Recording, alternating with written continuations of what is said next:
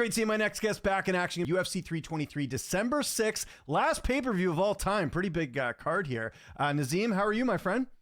Feeling great. We are so back next week. Yes, we are.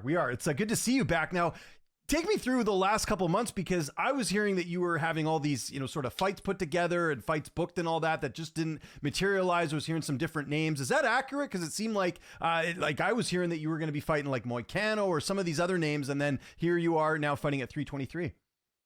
Yeah, actually, from August, I had expectations that I was going to get booked by the end of the year. The first name was Moicano for Rio.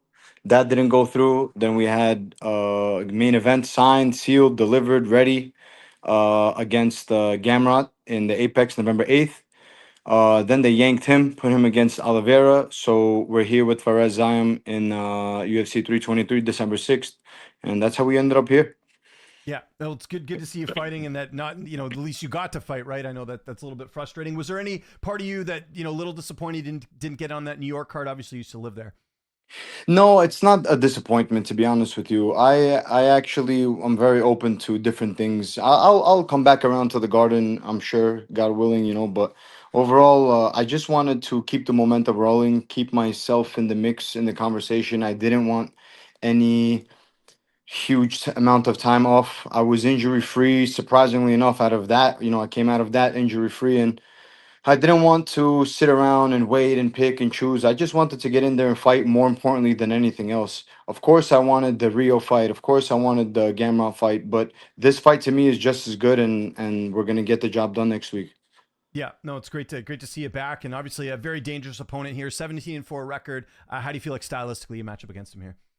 Yeah, I think he's very good. He's very well rounded. He has a complete game. I like him. I like his style. He's enjoyable to watch. But I feel my style is gonna be just difficult for him to manage to deal. Gonna put the pace. Gonna put the pressure, the pace. Gonna pick and choose when I do that as well. You don't want to be too trigger happy coming forward. He does have the range and the height and everything, but I know how to deal with that style. I'm in this game for a long time. In the UFC, only 3 years, but in this game, in mixed martial arts and martial arts in general, this is my whole life of fighting tall guys, big guys, huge guys, small guys, skinny guys, whatever the case may be. I've seen it all.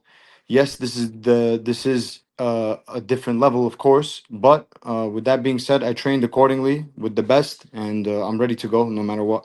Yeah, and let's talk about that camp over there at Syndicate. Who were some of the main guys that helped you get ready for this one? So we have a consistent roster of 55ers there. There's like a bunch of 55ers right now there that like you can always find your length, your height. Just got done sparring a Muay Thai champion from Ukraine, Vitaly Dubina. Very happy with the results of that sparring.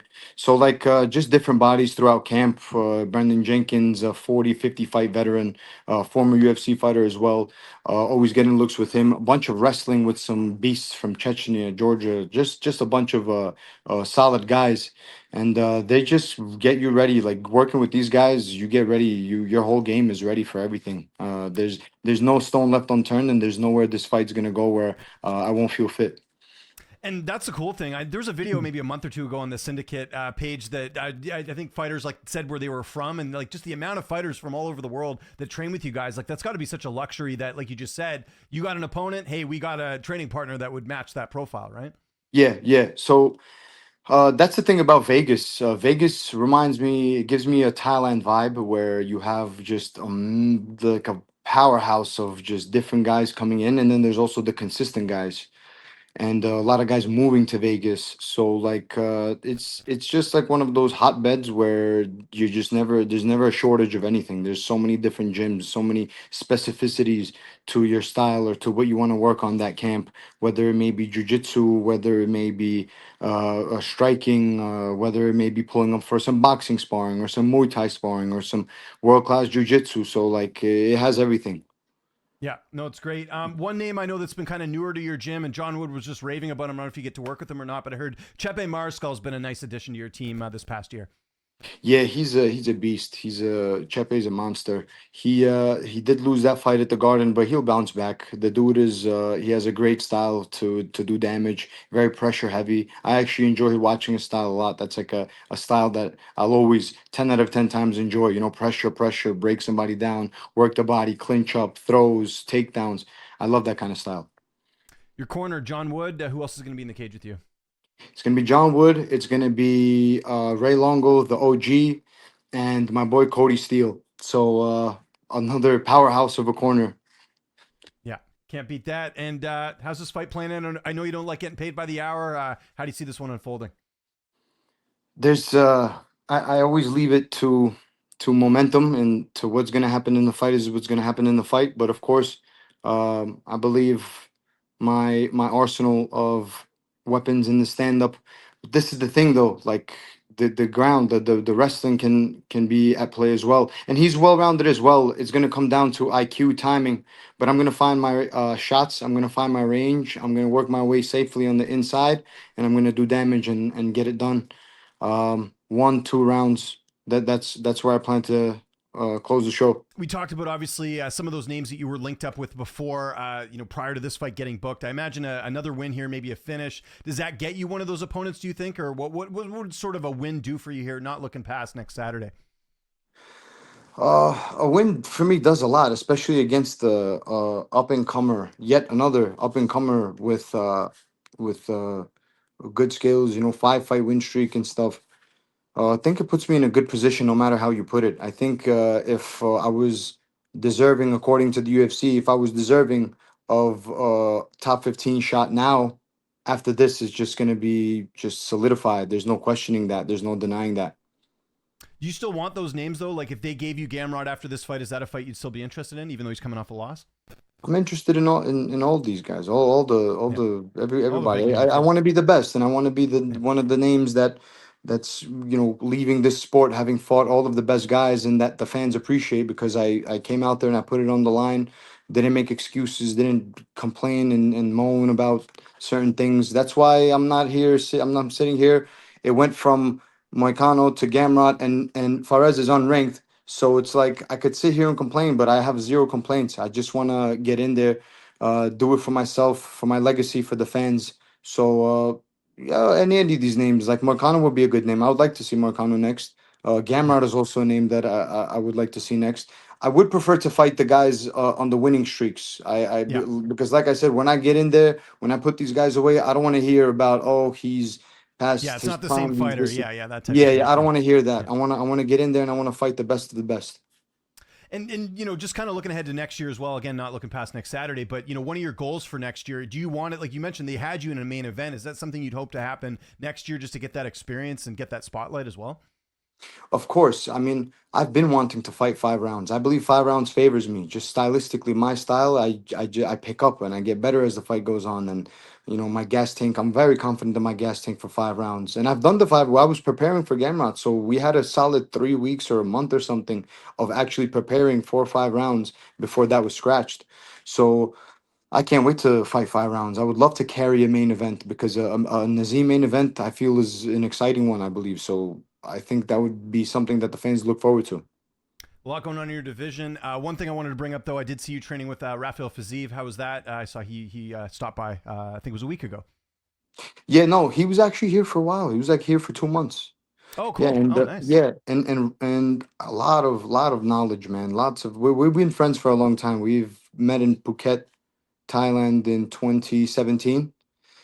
And we've been friends, and this is like the third or fourth time we're linking up this year. And finally, this time we got to move around a little bit. He was recovering from injury, but nonetheless, he was feeling good. So we got to training, and he dropped some gems. He's a really really high level guy, and I that's my bro.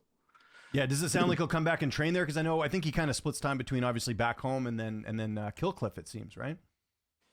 Yeah, I mean, I think he's entertaining the idea. I think he's eventually. And by eventually, I mean relatively soon, may end up in the United States, may end up in Vegas. It's possible. I Nice. don't know his plans, but it's 100% possible. I've talked to him about that. We might see him in the States, and potentially we will link up and be training full time together. Who knows?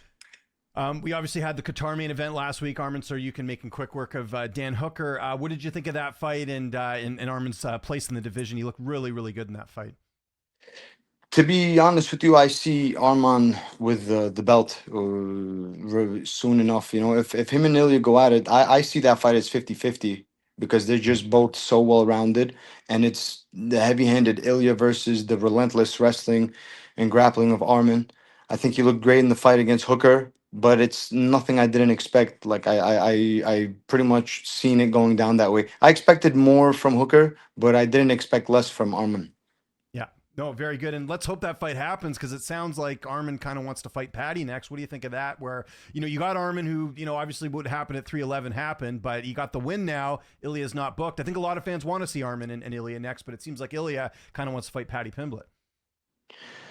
Oh, I don't know, man. I wouldn't want to see that, to be honest with you. I mean, like Patty's a name, sure, no doubt. I know that this is the show business and it's about names. It is that plays a big factor. But it's like the I saw like some stat of his last five opponents or something. Like three or four of his last five guys are not even in the UFC. Uh, I don't think anybody's coming off of a win that he beat. Nobody that he beat was coming off of a win. Mhm. So it's like actually, I'm doing the opposite of my road is the opposite of Patty's. I'm fighting a guy on 5 fight win streak. He was fighting a guy on a 5 fight losing streak. So like we're literally on polar opposite ends. So I personally don't believe he deserves a shot, but he is a big name, so he's going to be in the mix. He's going to be in the conversation for big fights. I just don't think he deserves a shot at the moment. I think Yeah. I think a win against somebody in top five again, like a statement win, like against the winningest fighter, that would solidify his shot. And then Ilya's talking about maybe moving up to 170 to fight Islam because I don't think Islam's coming back down to 155. This is where things get complicated. Everyone wants to see that fight, but I also get Islam's point of view where he's like, I'm going to probably just stay up here. So I just wonder, like, are we ever going to see that fight? Because unless the UFC lets Ilia move up another weight class and gets a title shot. Yeah, the fan in me is like I would be hyped to see that. Like the first ever time, three belts, like it just gets more and more ridiculous. There's all these double champs, all these guys like making history and stuff. And not all these guys, I say it like it's every second person on the No, I know roster, what you mean. Yeah. but yeah, Yeah. but it's like now we have Pereira, we have McGregor, we have Islam, we have Cormier, we have a bunch of names that are double champs. So the first ever triple champ, that's like a historic occasion. But if you ask me, like just logistically, I don't know. Like just defend. I feel like just solidify yourself at 155. Like what is this one fight? No title defense, nothing, and then just go on to do other things. Like with that, it's like okay, let's say he goes up to 170. Let's say he beats Islam. So what? We're doing 185 next. It's Yeah, I like know. Yeah. let's get some defenses in there too. Let's be a dominant champ before we do something like go up and like Islam. That guy is on a 15 fight win streak. That Yeah. guy was finishing everybody, making black belts look easy. That makes sense to go up to 170. So like Ilya moving up to 170 now would be just like a freak show. It's not Mhm. really it's not really It's it's not. not It's not really like one part of of the those things. legacy. Yeah. Yeah, but nonetheless, like I'd be tuning in. That'd be a banger anyways, no I matter want to how it see the goes. fight. I wonder the logistics of it. Of like, I don't think Islam's going to come back down, and I don't think they're going to let Ilya move up. So I don't know how that would work unless Islam changes his mind. But I don't know. We'll see. It's going to Yeah, be. there's other fights I would like see over that. Like if that Yeah. happens, I'll definitely be tuning in. But if it doesn't, Same here. I won't be mad either. I think there's other fights for both of them to handle. Last question. Been kind of asking all the fighters this. Do you want to fight at the White House? I know some fighters are like, sign me up. I want to go. Other fighters are like, I don't care. Like, doesn't matter. Where do you stand on that? It's cool. If they pitch me an offer, I would love to. And what is President Trump going to be there? That Well, I would like assume so if it's at his place of yeah, business, right? So yeah. yeah, it would be cool. Like if I get the call, I'll definitely consider it. Am I dying to? Not really. Like I have other goals in mind also where I Yeah. want to fight and stuff. So we'll see. We'll see. Closer to that, we'll see. Ziam, thanks so much for doing this, man. Appreciate the time. I know you got a busy schedule. If there's anyone you want to thank before we get out of here, any sponsors, any social media you want to mention, I'll give you the last word. Just want to thank all my fans. I want to thank all my coaches, all my teammates, everybody that's been helping me grind. There's gonna be, if I sit here and tell you a list, we're gonna be sitting here till New Year's. But Right. just thank you to everybody. You guys know who you are, and everyone that is rooting for me, praying for my health. I appreciate you, and thank you for all this, guys. I'm gonna put on another banger, another big show next week.